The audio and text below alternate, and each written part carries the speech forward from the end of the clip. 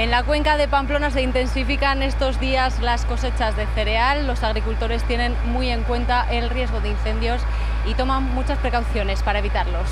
Lo que hacemos es venir a las mañanas, pues hacia las 8 de la mañana o así, soplamos la cosechadora, la preparamos, la ponemos a punto, que también es, soplándola también lo que hace es evitar que pueda ser algún foco de incendio, y una vez que está preparada, pues ya cuando se pueda cosechar, a darle, que suele ser en torno a las 11 de la mañana o así.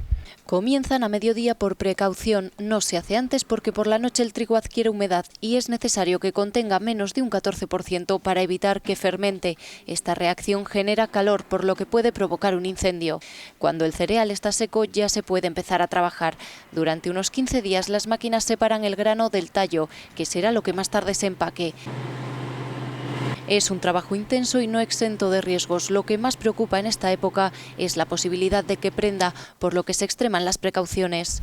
Nunca que esté el de la cosechadora solo, por ejemplo, que siempre tengas otro punto de vista desde otro lado. El roce con piedras o con otros elementos que tenemos en el terreno pueden provocar esas chispas.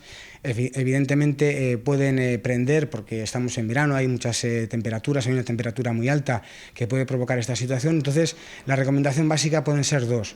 Una, en primer lugar, el equipo, pues hay que procurar que los engranajes y demás estén limpios, que no tengan esos materiales que puedan generar en un momento de una chispa. Y es que hay que tener mucho cuidado para que el trabajo de meses no desaparezca en unas horas por culpa del fuego.